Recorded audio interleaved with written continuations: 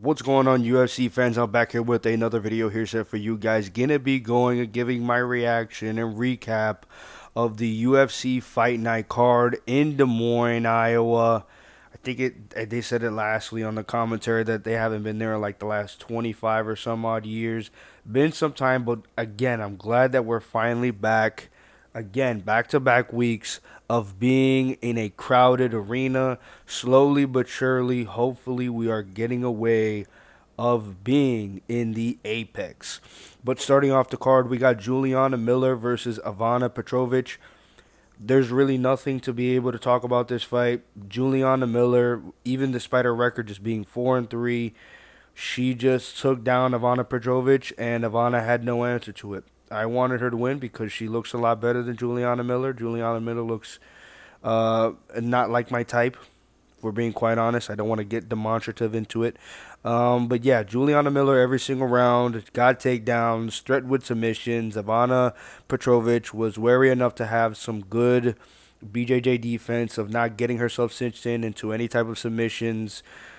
When it tried to be on the feet every now and then, Petrovic, who is a better striker, was trying to be able to get some momentum her way. But again, not much to be able to say about this fight. Juliana Miller won 3 rounds to zip just based off getting takedowns and just having dominant positions and taking the back and having top control and yada yada yada. Move on up on the card. We got Big Flabby Tublard versus Big Oaf Ugly Monster. Tommy's Peterson versus Dontel Mays was another one of those fights where this was very boring as well. Thomas Peterson, same as Juliana Miller, got takedowns in every single round. Tommy Pete got a little bit more ground and pound in, threatened with submissions here and there, had Donto Mays in some trouble with the, I believe, arm and triangle that he had in. But besides that, Thomas Peterson won this fight with takedowns, ground and pound, having top control, and yeah, that was very boring. And moving on up the card, we got the Walmart or Timu version of Ilia Topuria at home. That being Gaston Bolaños versus Kwang Lee. Kwang Lee last time out, I think the last fight he had was against Chris Gutierrez, where Chris Gutierrez absolutely just instead of split decision 29-28 him, he actually won 30-27 by unanimous decision. But this is something that I didn't actually see out of Quang Lee, that being his takedowns. And I mean, he was actually very, very good with them. Got it in the first round, was very dominant, was really wearing on Gaston Bolaños, wearing on his gas tank, having in and threatening with submissions. And in the second round, Quang Lee cinched in a nice rear naked choke, as you can see on your screen as of right now. And Gaston Bolaños, I think he was out for maybe 5 or 6 seconds beforehand. The referee even jumped in. He was out cold, man. Out cold. So shout out to Quang Lee getting a submission victory over Gaston Bolaños, aka the Timu version of Ilia Topuria. Got in the job done, getting a win in the UFC. Shout out to him because he actually showed and proved that he has, I guess if you want to say layers to his game. But he gets the victory, the sub victory over him. And moving on up the card, we got the retirement of Marina Rodriguez, something that I didn't see or predict in this fight that I actually predicted against Juliana Robertson. Juliana Robertson, I think, is very not good, very trash on the feet, very Garbo-esque on the feet, but she actually was very confident in that first round. She's riding high. She has the momentum. She's on a win streak as of right now, and she's known as a very dominant top control grappler. And Marina Rodriguez, having the stand-up game that she does, I'm thinking that she's going to have some type of success on the feet. And she looked like, yeah, she did need to retire because that was a very poor performance out of her. Jillian Robertson in there, getting the first round takedown, getting the top control, and really living in her world. And then going into the second round, landing all this ground and pound, really just dominating Marina Rodriguez, making it look super, super easy in there. Where Marina Rodriguez, who's been in there, not with the who's who, but with some very good names. And, she's been riding a pretty much up and down career with a loss or losing streak here and there. So it's been kind of rough on her. And she goes in for retirement. I mean, I don't blame her. Coming out on this performance against Jilliana Robertson, somebody on the upswing, but again, somebody that's very not on your level on the feet, and you pretty much don't really do anything, and you get dominated on the ground. I think it may be time to be able to hang the gloves up, and thankfully she did. And moving on up the card, we got Ryan Loder versus Azamat Bakoyev. This was pretty much sweet and simple, getting to the point. It was okay on the feet for as long as it was going into until Azamat Bakoyev landed a nice right hook right on the chin of Ryan Loder, kind of slumping him down. I thought he was out cold the first time he got knocked down. Gets back up, fights to his feet, is getting hit with some nasty uppercuts and right hands that I really don't know how he was eating them on the chin, but he took them well, continued to fight on, and then eventually Azamat just gets his way, gets another right hand on the chin. Then Ryan Loder goes down, gets some ground and pound on his gloves, on his face, maybe, and really doesn't want to take any more damage. And the fight is over. Nice first round TKO victory by Azamat Bakoyev, making Ryan Loder, who is I believe 8-1 on his record so far, look really, really trash in there. And moving on up the card, we got 38-year-old Miesha Tate, apparently still not retiring, but is still in there and looking as much as her age, as she's been in there for however long she's been in fighting for the UFC or fighting in her MMA career. Miesha Tate versus Yana Santos. Miesha Tate was on fire like the first minute or so in this fight, just coming out swinging, just really wanted to be able to push this type of pace against Yana Santos, making it nasty, making it dirty, trying to be able to get in some of the takedowns. But Yana Santos, once everything starts to simmer down and the motions start to be able to get through that first big minute that Miesha Tate brings out there, Yana Santos then gets into her groove, gets things on the stand up, and really is just in her world. Going into the second round is just more of what Yana Santos is being able to bring in against Miesha Tate, and it's even more demonstrative for Miesha Tate, where she's really starting to whoop on her ass, and it's really looking bad for Miesha Tate. Then when you go into the third round, it's kind of similar of the same of what it was in the first two rounds. Miesha Tate gets a little bit more desperate, a little bit more confident. She then gets in the takedown, then takes the back of Yana Santos, is threatening with a rear naked choke, hits some ground and pound, gets some damage off, and wins the last round. But obviously, from the first two rounds, within watching it, Yana Santos gets the 29-28 decision victory over her. All well, be it really good. Both of these gals are pretty much up in their age, but especially Miesha Tate, and she has a lot of tread on her tires in terms of her MMA career. I don't know how long she's going to be able to hack it even longer. But she should be thinking about Marina Rodriguez just did tonight, and very, very soon, in my honest opinion. And moving on to the main card, we got the return of Lil Heathen in his hometown, in his home state of Iowa. Jeremy Stephens versus Mason Jones. Honestly, in my honest opinion, 100% banger fight on the card. The best fight on this card, 100%. These two guys in the first two rounds went to absolute war. And while it was absolute war, I did think Mason Jones did clear it. 30-27 on the card, in my honest opinion. He was getting the better work in the majority, especially in those rounds where he was just doing the better work. One thing I will give credit to Jeremy Stephens is that he was doing really well with the low kicks and the calf kicks in the first round, trying to get some investment in the bank of getting the movement out of Mason Jones and getting the power out of him as well. Jeremy Stephens was having his moment, landing the straight rights, landing these hooks, getting into dirty boxing in times, and landing these short uppercuts. But Mason Jones, man, he was just on fire tonight. Landing these knees, landing these, spinning elbows, and the elbows striding forward.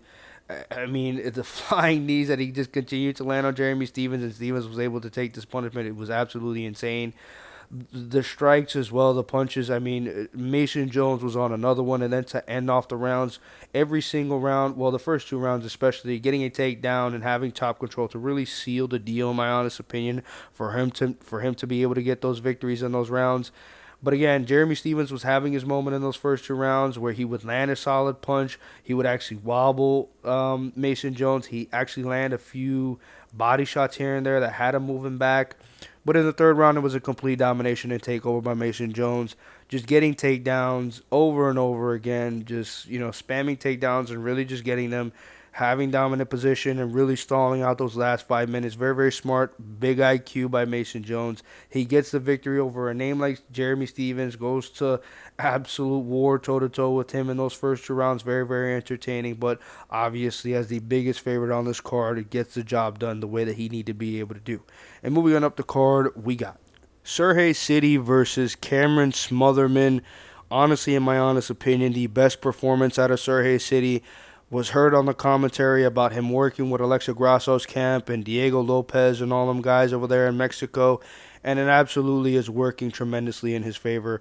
Cameron Smotherman, while he was tough and rugged and he's really been in there and he actually gave it a go to be able to fight out and really get some type of victory somehow, some way, Sergey City just had all the answers to the test, in my honest opinion. His striking and his versatility was a lot better than Cameron Smotherman. The knees up the middle, the elbows that he could just continue to strike over and over whenever Smotherman came in crashing throughout there. The jab and the left hook was very effective by Sergey City, and obviously the kicks as well, keeping them busy and also landing that front teep over and over again against Cameron Smotherman. But not just the stand-up game, but also mixing in the takedowns. And while he did get the takedowns, he didn't really get a lot of control, but he did slow the pace down, get those takedowns that are actually scored, even though, again, Smotherman just popped right back up and they were back to swinging on the feet.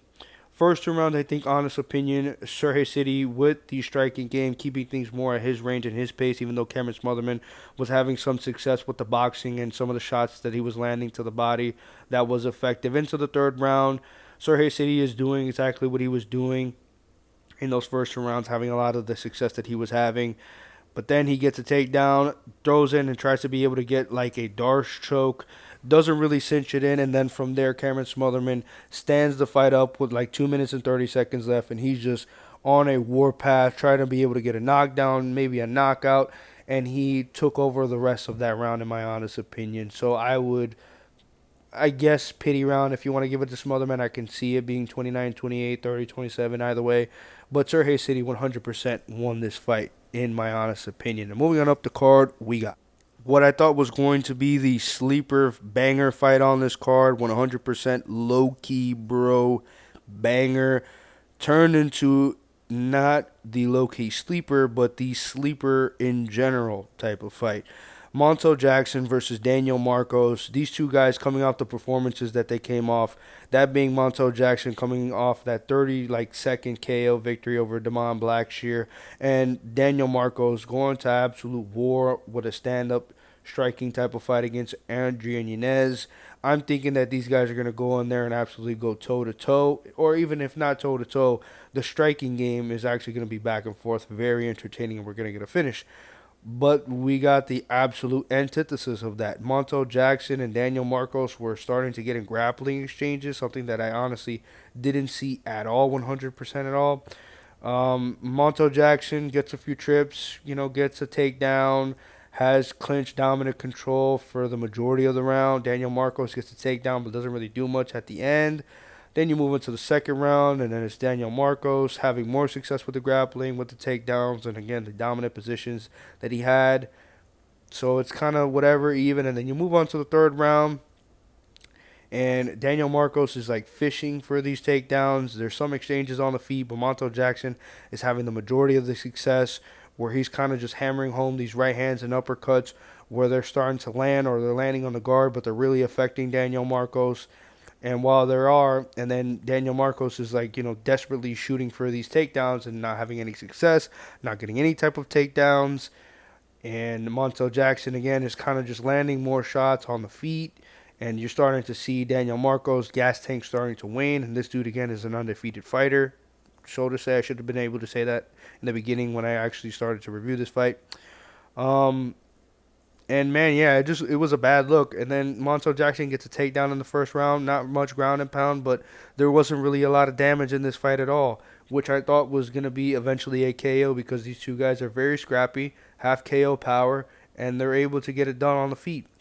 But instead, we got a snooze fest of a grapple fest fight with these guys, and very uneventful and not what I was expecting at all. But at least it was done. Montel Jackson gets the win. In my honest opinion, should have got the dub anyways. And Daniel Marcos is now no longer undefeated.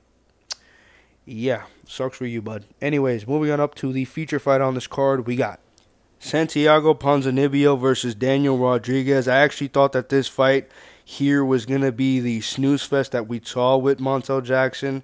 So it was kind of funny that we got the reverse of these two fights where, again, yeah, I thought Marcos Jackson was going to be a banger and Ponzinibbio Rodriguez was going to be snooze fest, and it turned out, again, to be the opposite. With Daniel Rodriguez and Ponzinibbio getting scrappy and busy on the feet, 100% gave the first round to Daniel Rodriguez, where he did hurt and wobble Ponzinibbio, but Ponzinibbio again was tough, rugged, the old vet that he is. These guys both being old, rugged, old vets as well, both being at the round of age of 38 and having a lot of fights and tread in the UFC in their careers. Um, in the second round, I thought it was very, very close. Again, very competitive between these two guys. I did think the boxing was a lot more effective from Rodriguez. Again, that's kind of more of his style, and the kickboxing game of Santiago Ponzinibbio with the low kicks were kind of effective, but then he started to shoot for more and more takedowns, and he was having no success with those. So Daniel Rodriguez was keeping this on the feet. So while Ponzinibbio was waning with his gas tank, just like fishing for these takedowns that he just could not be able to get, Rodriguez started to be able to have a lot more momentum, even though he was himself gassed as well.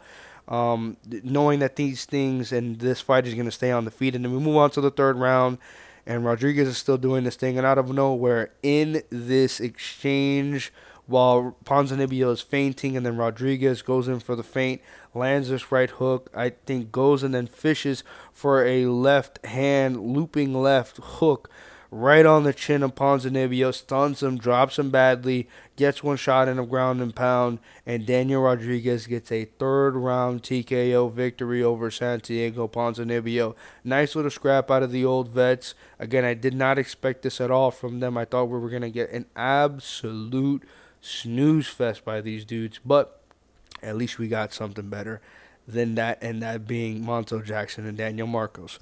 And moving on to the co-main event, we got Reiner de Ritter versus Bo Nickal. DDP on Walmart version, the DDP light version. Reiner de Ritter, fellow Dutchman, as well as Drickers Duplessis. I mean, he was a huge underdog in this one. I went with Bo Nickal. I thought that he was going to be able to do a lot better than GM3 on the feet. And while there was a lot of people, again, smart people, going with Reiner de Ritter to win, I could be able to see him actually 100% getting the victory over Bo Nickal, but definitely not like this. Man, Bo Nickal he looked bad. It was bad. It was from the onset, you could tell that the moment, not maybe not the moment, but the matchup and the opponent was just too much for him. He was getting rushed as a prospect. And Reiner de Ritter has been, even though not with the UFC, but with one championship, being a champion, losing in tough fights with the championship against other, kind of bigger name guys in there, and where he's waning his gas tank, and then he's already fought a GM3 and a Kevin Holland, and in my honest opinion, Bo Nickal hasn't really fought anybody up to that level, even though he is coming off the Paul Craig win.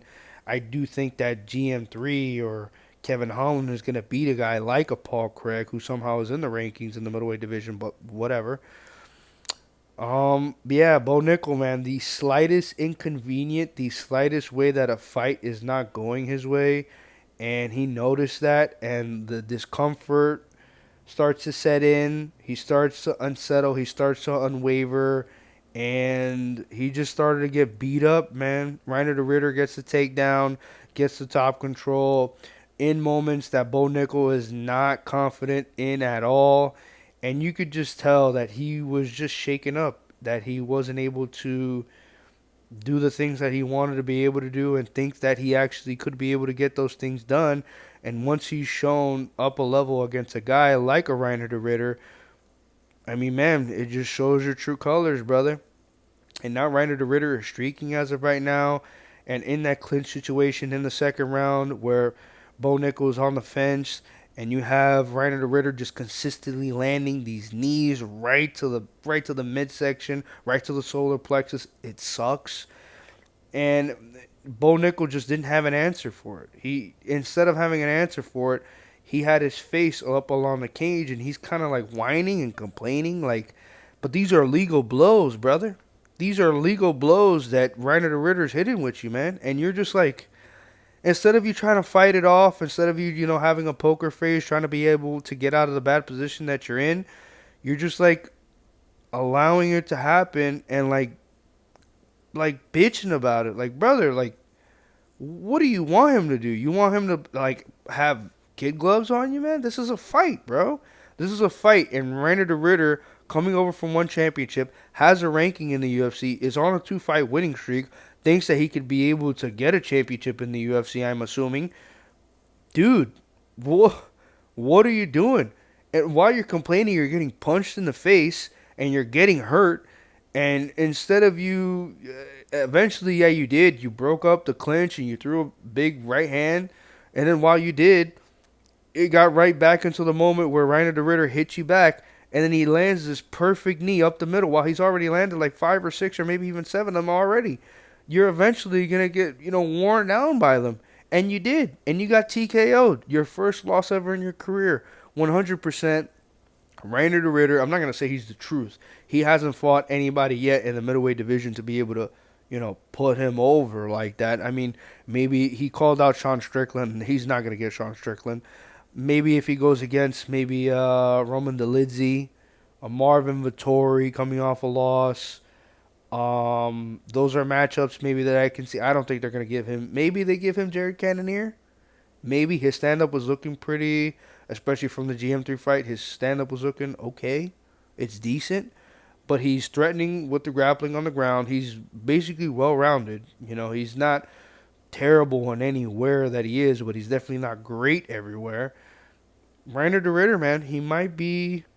I'm not gonna say he's the truth yet, but he's pretty decent, and I definitely think he's gonna be moving up the rankings, and he should be ranked up against somebody again like Roman Dolidze, Marvin Vettori, Jaden Cannonier, dudes that already have the resume in the UFC where they've gone against the who's, and they're ranked as of right now the older, wily vet type of dudes.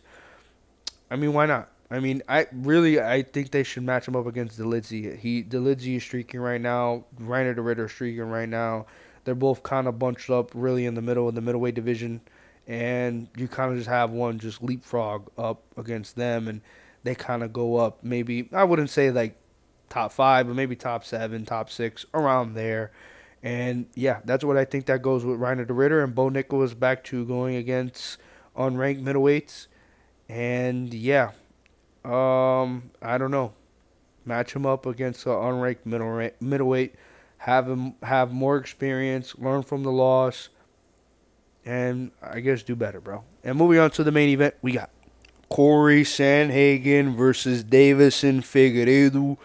I went with Corey Sandhagen in this one. I just think that Corey Sandhagen had just more options against Davison Figueiredo. I think Figueiredo was a little bit more limited, even though he was as well-rounded as Corey Sandhagen. I just think Sandhagen had that little bit much more than Figueiredo.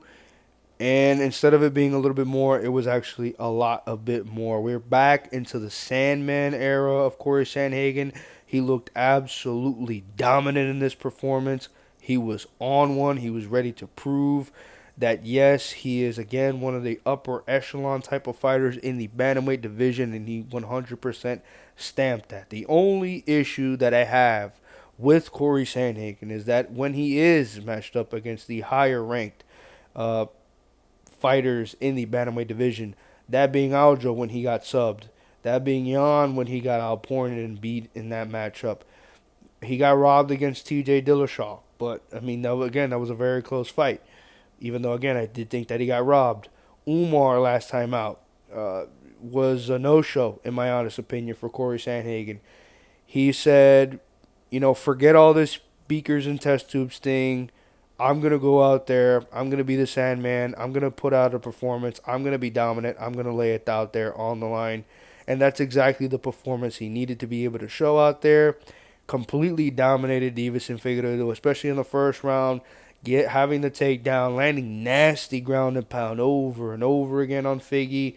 I mean, he just looked like, again, it was old Sandman back in there. You go into the second round, Figgy is starting to get, a little bit more confident, wants to be able to be more desperate and throw more shots on the feet, is having a little bit of success, but things get back into grappling range and they're scrambling, they're looking for heel hooks, they're looking for top control, they're looking for positioning, and in a scramble, while Figueiredo has his leg cinched up with Corey Sandhagen, I think it pops out of his socket, breaks, obviously tore some type of ligaments. I'm thinking ACL, meniscus, screams out, and it's I guess, doctor stoppage, injury, TKO loss.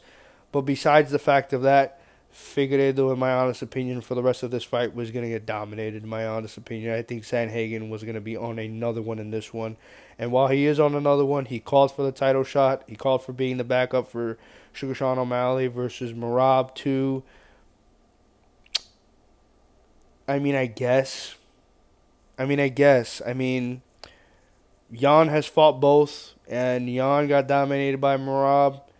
Very close fight, robbery almost with Sean O'Malley. Umar is coming off the loss against Merab. They're gonna have to match him up against somebody. I doubt that they're gonna do the rematch with Sandhagen. Sandhagen hasn't matched up with either of them yet, and he's been calling out their names for a very long time. So it'd be a fresh matchup for both of these guys. So why not? I mean, he's leveled up in the wrestling. You already know what it is on the striking and the BJJ. Sandhagen, in my honest opinion, is a Robert Whitaker, Colby Covington type of fighter where he's always there in contention to be able to get to that fight, to be able to get to the belt, but he's just always away. Even though Whitaker and Colby having the interim belt, fighting for the championship belt for like 3 or 4 times, and then you have Whitaker who actually held the belt, and then he's fought for the belt a few times as well. I'm thinking that Sandhagen is more built into that mold, but I definitely want to be able to see him actually fight for the belt at least once. That would be nice. But yeah, Sandhagen is dominant in his return in the main event. Hopefully he gets a fresh new matchup. I don't think they're maybe they could do the Jan versus Sandhagen rematch. I don't think, especially as a fresh matchup with Umar and Sandhagen, I don't think they're going to do that rematch just yet or even at all. So yeah, Sandhagen looks tremendous. Figueiredo is injured. Hopefully he comes back better. But he's still kind of like, I think, middling in the bantamweight division. I don't think he'll ever get to that type of level of contention like a Sandhagen. In my honest opinion, I think Figueiredo would always be in that like 6 to 9 range. Kind of like Marlon Chito Vera as of right now. But I think he'll kind of be in that lane, in my honest opinion, even when he comes back from injury. And him being at an older stage of his age, coming off the injury as well too, taking some time off, might be a little rough for Figgy. But who knows? Him being Brazilian, how Jose Aldo looks, who knows? They stay in this game for a long time. Obviously, like this video if you like this video. Comment your opinions on what you thought on this UFC card in Des Moines, in Iowa. I thought this card was solid. It was decent. 6 out of 10, my honest opinion. And subscribe, UFC fans. Subscribe if you want to be able to see more of this type of content that you continuously, frivolously want all the time. Trust me, I'm here. I'm here always, baby. Thank you again for watching again, and peace.